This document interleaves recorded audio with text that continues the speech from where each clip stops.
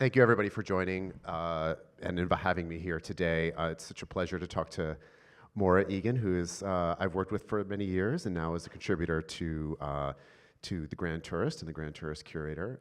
For those people who may not know me, I will just give you my 60-second hello and who I am. As I say in the beginning of the podcast, I've been doing this for more than 20 years, and I started at House & Garden at Condé Nast, which some of you might remember.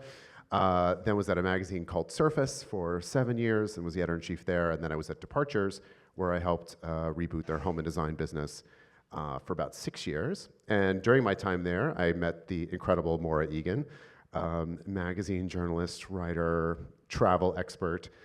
If I ever want to know, how is this hotel, or do you know a place in Cairo that I should maybe possibly do, or how do you do Comporta, and what it's about, I always ask Maura. And that's why I asked Maura to contribute a monthly column to The Grand Tourist, and it's been incredible speaking with her. And what we're going to do today is just kind of give you an insight into how we see the world of travel today. When we were at Departures, and it sadly folded that first time, in the middle of lockdown, we were doing stories about, you know, the future post-pandemic travel. Like, what is it going to be like when we can all travel again? And now we're in this what we call a post-pandemic moment in travel, where that first initial rush where we just sort of ran out of the house screaming with our hair on fire, just wanting to do everything, and we all thought we could be remote everywhere. Digital nomads. We could all be digital nomads. And now we're kind of coming back to reality, and something new is settling in. And I will say that while we were talking to Michael was talking to the amazing designers earlier, I remembered a story that we did where I interviewed for Departures during lockdown, where I interviewed designers like David Rockwell and Yabo Pushelberg, and I was like, what is the future of travel going to be like? And they all told me, like, what hotels are going to be designed like, and like, none of those things came true. No. Almost none of them. But I want to start with something that when we started talking about it earlier, is something it's number one topic in everyone's head, but everyone, when you talk about it out loud, it sounds like it's really not going to actually make too much of a difference, which is climate change. And I think that this is something that is actually coming up more and more, and Maura, you're constantly on the road. Tell me a little bit about how you see climate change actually starting to come through, because it's not just something that's happening on the horizon anymore, it's literally, you know, it's literally killing people in certain parts of the world, and there are certain countries that may not be habitable in the next 25 years. So how is it impacting the world today? Well, I think the first thing we all have to think about is just reconciling traveling, right? Like getting on an airplane is, you know, your carbon footprint right there. So I think one of the things from like after the pandemic, I think a lot of people, I always laugh, you know, before the pandemic, I mean, I think I was kind of guilty of this too. You would do like mileage runs. You know, you'd be like, oh, I'm going to go to Japan for 4 days, get my, you know, platinum status. I think now people would never say they would do that. I mean, it just is so wrong. So I think climate change obviously affects every part of our lives and the generations to come. I think what was fascinating to see and scary, frankly, in the last couple of years is, you know, I was at Prior in 2022, which was kind of like the revenge travel summer, and everyone wanted to go to Greece, Portugal, Spain, Italy, and France. Everyone. From June through August. Basically, it was 105 degrees everywhere. There were crowds everywhere. I mean, I was in Scotland, and someone said, can you get out? And I said, why? It was July in Scotland. It was 70 degrees. It was beautiful in the Highlands. And they said, well, in the tarmac in Heathrow was buckling, and all the planes are delayed. So that is happening more and more, which is quite scary. And, you know, I was in Portugal last summer. It was 105 degrees, and there's no air conditioning. And so I think we're changing when we travel to these spots, right? So the shoulder season has happened. And you know, the new July is October in Sicily. And I will say that when I did, not to tote the Grand Tourist podcast, available wherever you listen, but I did an episode with Viking Cruises on one of their new cruise ships to Antarctica. Right. And I remember, it's amazing. And of course, you know, in that sense, the boat is filled with scientists, and it's all part of this like amazing Exploration, collaboration that they have with the universities and other government agencies. It's so hard to get to Antarctica. And I remember we visited, one of the things you do is you visit the penguins, and they're like stuffed animals come to life. It's the most amazing thing. They don't care that you're there.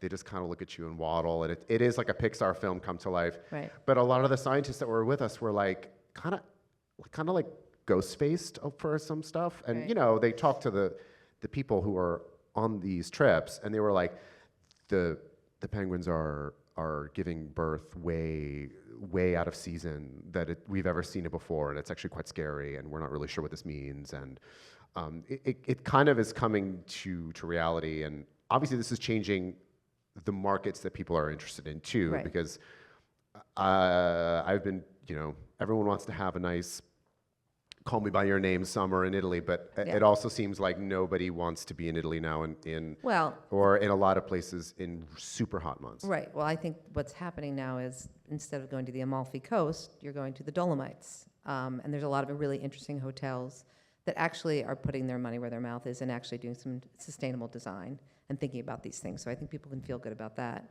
I think people are just kind of switching their migration patterns, so Scandinavia, Norway. I've talked to a lot of people who are going to Norway because it's 70 in July, and it's an incredible country with so much nature. And I think there's we've all been talking about this since the pandemic, of being outside, getting to like more remote places outdoors. So I think that's part of it.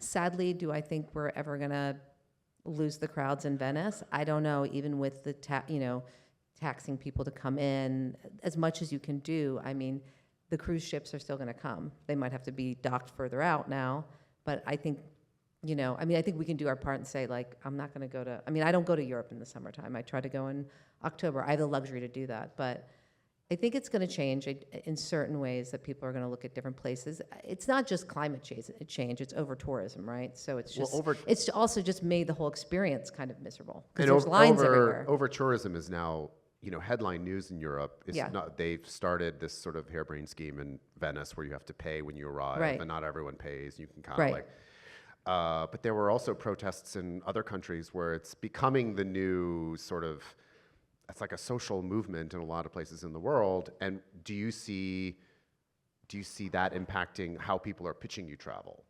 Oh yeah, absolutely. I don't think people will pitch me right now. I think, right after the pandemic, Japan was shut down for a year. The Olympics were, not what they should be. It's an incredible place. Everyone went back to Japan. Kyoto became, so many hotels opened up there. You couldn't get in the most sacred temples and the most sacred spots. It was just like you were batting away selfie sticks. So I think no one's pitching me Kyoto, because I'm like, ugh. And I'm not saying because Kyoto is this amazing place, but I'm not looking there right now. I'd be like, go to Okinawa, or go to Hokkaido, go to these other places, go to Nara even, or other islands in Japan, or go to the islands off of Korea, things like that. So I think people are thinking outside the box, and that to me is really interesting, because people can pitch all they want about Italy. Everyone loves Italy. No one's not going to go to Italy, but I don't need to edit another story about Puglia, frankly. But there are some places that I remember. There was an old magazine. Oh gosh, what is it called now? It was called like Art and Culture. Oh, Art and Culture. That was a great magazine. Which was travel and everything. Yeah. And I remember they did a sort of a Transylvania story, and it was like a cover story. And Yeah. I remember our old boss, Jeffries Blackerby, who we love, Yeah. also was like, no one goes to Eastern Europe. And I don't want to do a story about that. But there are places like Romania Yep. and these new sort of parts of the Absolutely. world that are finally getting the hotels that we Yeah. never saw in the past. Right. I think Romania is a perfect example. Right before the pandemic, we were going to do a story with Deborah Needleman and Miguel. They were going to go shoot all the crafts in Romania. It was February 18th, 2020. That didn't happen. But now Romania is getting some really interesting hotels. It's a place I don't think people know about. They think it's Eastern Europe, which it is, but there are parts of Romania. Prince Charles owns swaths of land there, because in parts of it's living like 200 years ago. It's pre-industrial. There's no cars. These churches, these wooden churches, are from the 15th century. Just like huge acres and acres of forest, so you can have this incredible experience. And frankly, they would love the tourism and the business, right? I always say, like, instead of doing, Mediterranean Europe, do Middle Europe, do Munich, Vienna, go into Romania and do those places. It's cheaper. There's hotels to stay in, and like Rosewood right now, they're really kind of focusing on Vienna and Munich and another Schloss outside of Munich. And I think that's really interesting, like kind of spread the love around, because there's all these, that's the thing, there's all these amazing places in the world. And in terms of design, you see all the new hotels. I do a little bit, but you're staying at a lot of them. Yeah. What are you seeing now versus the new hotels now that are just opening up now, that were probably planned during the pandemic, or right after, that are finally opening? Like, what are you seeing? What are those experiences like? I think the number one thing, and the three gentlemen who spoke before us, who mostly all their work is in the United States, and I think what they're doing and the kind of the cues from Europe, I think that's what they're talking about, and I think authentic is used a lot, way too much.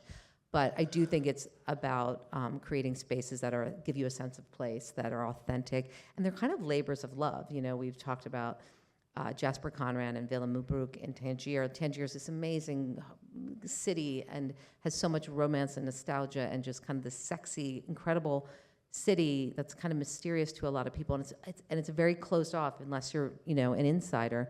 And they've Jasper's created a hotel that matches the worthiness of the city now. So I think, and that was a real passion project. It was YSL and Pierre Berger's home. So that was a labor of love. There's a new hotel in Nice, another great city, which is kind of seen as a flyover. It's just the gateway to the French Riviera, direct flight from New York on Delta to Nice. But there's a gentleman there who just opened a hotel this week. It's called the Hotel du Couvent. It was a $150 million project. It was an old 17th century convent. He reinstated the medicinal gardens from the 1500s, and you can go there and stay at this magnificent, glorious, beautifully designed hotel, but you can also get a tincture made from the same herbs they used 200 years ago, and really has made it a part of the fabric of Nice. So again, they're passion projects, and so I think what people want out of a hotel now is they want, like all these gentlemen were saying, they want a real experience. That in fact, the hotel could become the destination itself. I mean, my favorite thing is, Scotland, speaking of Scotland, Fife Arms, which is owned by Hauser and Wirth, which is a magnificent hotel. It's not even a hotel. I mean, it's like 18 rooms in an old coach station right next to Balmoral in the Highlands. But I was there for 2 days, and I really never left the hotel, because everything I wanted to do in the region, from seeing the art, the food, the music, the scotch, the whiskey, the fly fishing, it was right all there within the vicinity. So I think when hotels really kind of look at the surroundings and really kind of create it, that almost it feels seamless, right? I think that's what people are people are a lot more thoughtful in their design, I think. And I think the other thing, and I said this to you before, I think people are really kind of become brand agnostic. I think, back in the day it was like, well, is there a Four Seasons or a Ritz-Carlton? We'll stay there. And now, I mean, the Four Seasons has incredible properties, but that's not necessarily going to be my first choice when I'm going to Istanbul or when I'm going to Madrid, because there might be an old hotel, an old Grand Dame that's been renovated, or there might be a smaller boutique hotel that I think is really kind of cool and in a new neighborhood in the area. So I think people really pick now by how a hotel speaks to them. I mean, to me, echoing what we had seen earlier, to me, it's all part of this, what I call what other people call like the personality economy. Like, it's just as valid with designers as it is with podcasters and media people, as it is with hotels, right? People are going someplace because they know that property and they've seen it and they've vetted it and they want to kind of attach it and show pictures of themselves in this very unique place, and they don't want to take a picture of a hotel that could be anywhere. Absolutely, and I also think hotels are so expensive now, right? So you really want to be at a place where you want to hang out, and stay. And that's, I think the best brands, I think Rosewood and Auberge are two who are doing really fantastic things. Like, I think about, I get excited about hotels, like where there's a real thought, and hotels, it's like 4 or 5, 10 years out, right? Like the Rosewood, their next hotel in London is in the old American Embassy, which is like this phenomenal, brutalistic building. But they have David Chipperfield is the architect, Joseph Durand is the interior designer. And I might not be able to stay there, but I'm sure going to go have a drink there, right? Because it's going to be this experience. And so I think that's what people are looking for. Again, it's like the hotel as part of the destination itself. And this also speaks to what I've been talking to people in the design world about, and not just when I'm talking about the Grand Tourist available wherever you listen to your podcast, but also is a sort of massive generational shift that seems to go on with culture and media and how we consume culture or how we consume fashion or what we're looking for in just about anything and how we spend money, but also that applies to buying a sofa, but it also applies to choosing your destination, choosing the hotel that you're going to.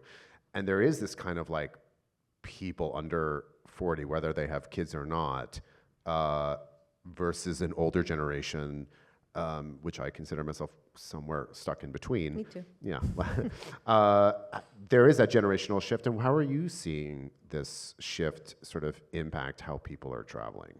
Well, I think it's so funny in the last year, how many people I know who saw Taylor Swift in a different country. If it was Milan, Buenos Aires, I had a friend who was in there. Or Beyonce, or in Paris. So I think people are really kind of, I think younger people, because they might not have a mortgage and not have kids, that they're spending their money on travel. But I think they're doing it in great ways. Like they're gonna go to, maybe 15, 20 years ago, they're gonna go to Cabo or they're gonna go to Mexico. And now they're gonna be like, I'm going to Taylor Swift, I'm going to this restaurant, I'm gonna stay in this hotel. And by the way, Paris, which used to be a city of grand dame hotels, has some of the best like small chic hotels anywhere. There used to be very, I would try to find them, because, you have these budgets when you'd be going to Paris for shows and things. And now there must be 25 great small hotels where you can stay for like under 400 euros. So I think there's that accessibility. I think the younger generation has it all on their phone. They can see it all. What I like is that they're adding serendipity. It's like they can see everything, but the idea of just being like, a celebration. Let's go see Taylor Swift. I'm not a millennial, but like I went last year up the Nile with 3 of my best friends from grade school. It was a trip we wanted to do before the pandemic. And it was so funny. It was so many groups of people. There was this whole group of interior designers from the UK on the boat next to us. There were so many groups of people traveling together. I think it's this idea of traveling in packs. Yeah. Also something that I would never think about in the past. No. And now it seems to be what all the kids are into. Yeah, I do. I think it's. What do you think that's? What do you think that people is? I think people want experiences. I think it's like a collective experience. The way that like concerts became a collective experience after the pandemic. I think people just. It's a way to multitask. I think also because they don't have to work in offices 5 days a week, right? You can work from home, and I just think that's what they want to do. And I think if that's what you're spending your money on, and you're actually going places and meeting people and seeing different cultures, it's a great thing.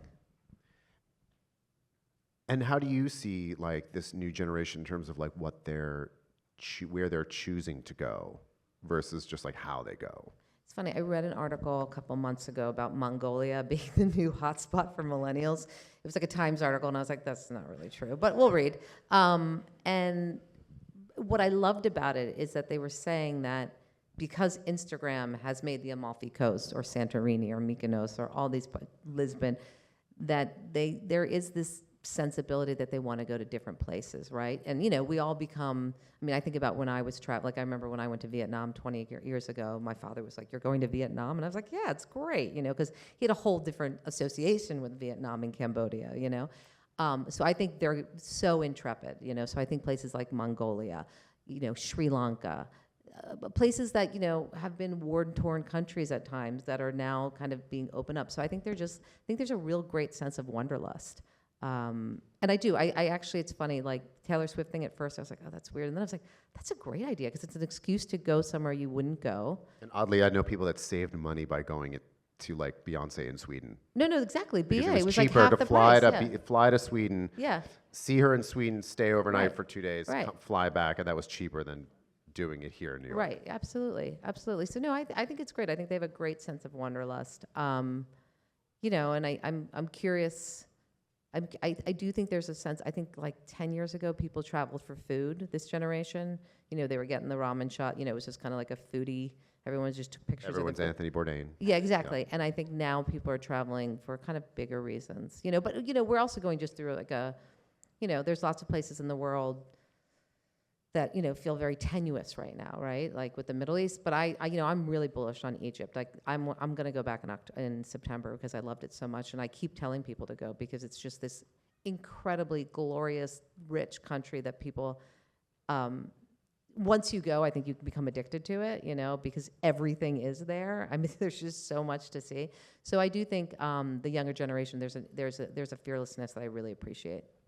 And getting to the heart of the matter in terms of like hotels and hotel design, what have you sort of noticed out there beyond the sort of sense of uniqueness that I think some of the chains may not be able to do or want to do, or that might not be the direction that they want to go in.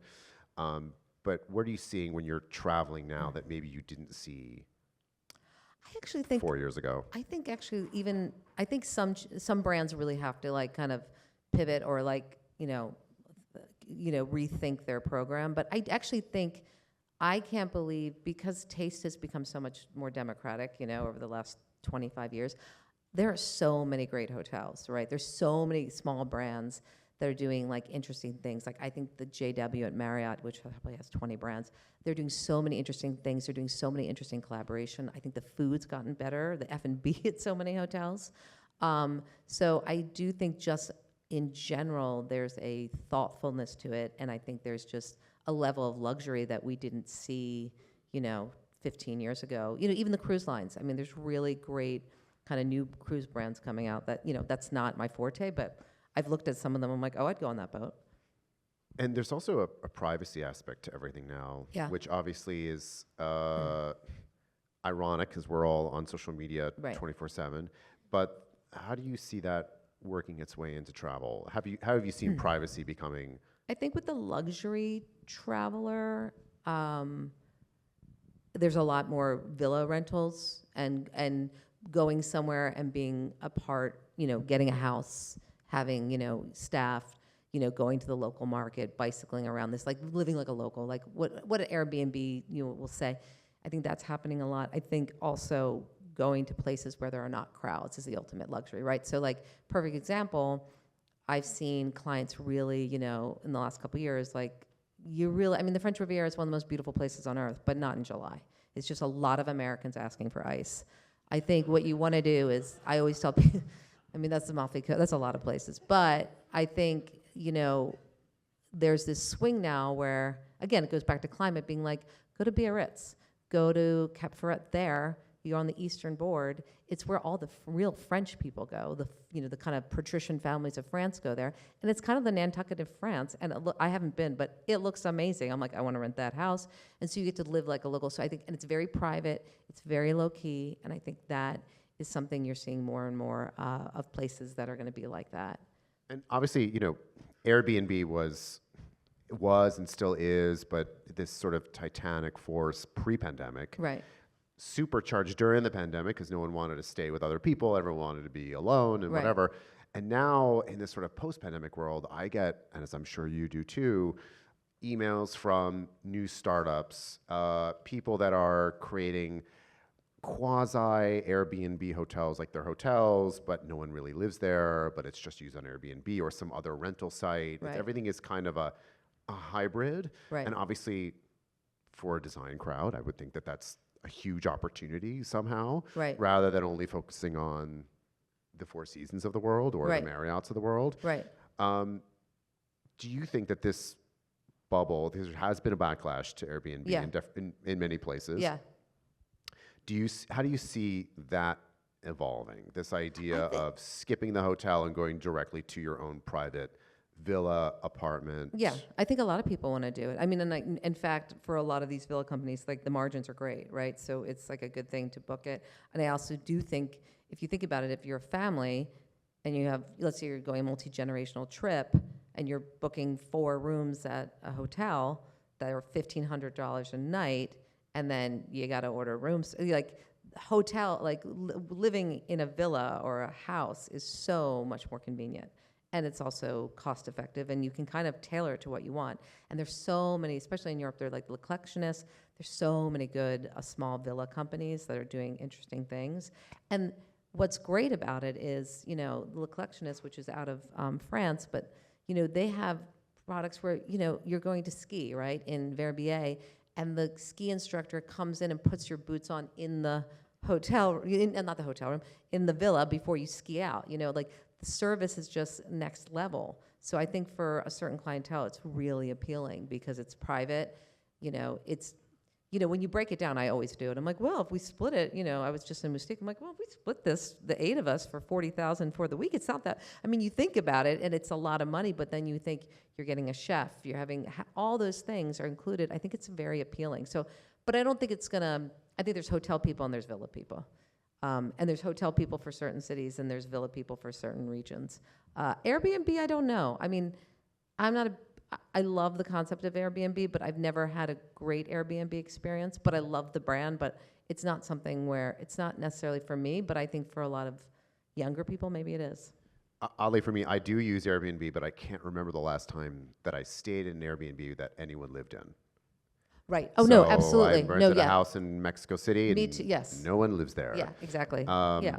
They're like landlords, basically. And after doing the episode, also on the Grand Tourist podcast, buying real estate in Italy recently, I left the conversation thinking like, I'm going to buy a place in Milan And rent it out. so I can go to Salone and stay in my own bed. And then rent it out. And then rent it out. And Yeah. people were like, oh yeah, there's a whole industry of people that can help you do that. And it's quite, it pays for itself if you can make it happen. Yeah. And then of course I start thinking about what is a design like, Right. what discounts can I get? Right. Well, Yeah. how do I Yeah. do that? Yeah. Yeah. And this seems to be like a big part of this sort of hybridization between lifestyle, working remote, travel, Right. Beyonce tickets, like Right. what Right. have you. Right. And also owning real estate, because you can own real estate in Italy. I mean, there's probably, more because you did the episode, but probably a lot more red tape and Italianness to get through. But it's a lot more affordable than buying something in New York, So I do think it's like there's an opportunity there. Yes, actually, it is cheaper than New York. However, you can't get like a 90 with buying it. One thing I learned in this episode is that you can't just do 10% down. So the cost, the upfront cost is way higher. Right. But you can all listen to it on Apple Podcasts or Spotify, wherever you listen. Before we run out of time, what do you think if we come back here for another DLN conference in 10 years? Michael Diaz-Griffith will be 32 then. Michael, wherever you are, we love you. What do you think? Like, where are we going to be in terms of travel? I don't know. I mean, it's the world feels so unsteady on so many levels right now. I hope some of us might be traveling after the election without, No, exactly. There's going to be a permanently. big. Canada is going to become very popular. I think.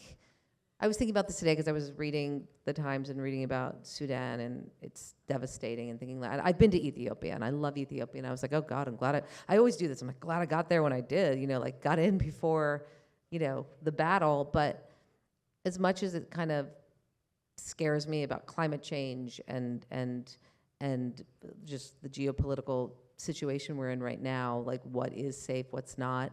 It feels very, very strange right now.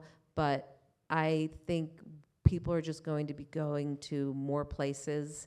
I think there's more areas of the world that need our tourism dollars. I mean, I think that's what I really learned during the pandemic when everyone's like, this is the end of travel and hotels and it's never going to be the same.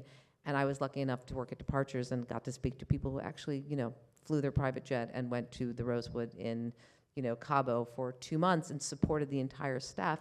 That I do think like people will always travel. I think people are going to continue to spend money on travel. I hope that we can be smart enough and that we can actually spread the money and the love to other places that need it.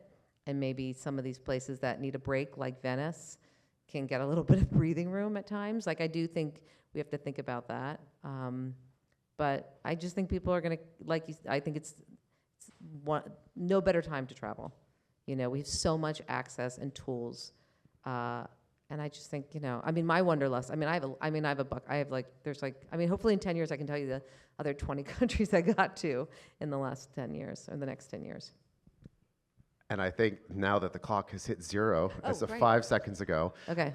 thank you so much, Maura. Thank and thank you to you. everyone for having Thanks me. so much. Thank you to the DLN.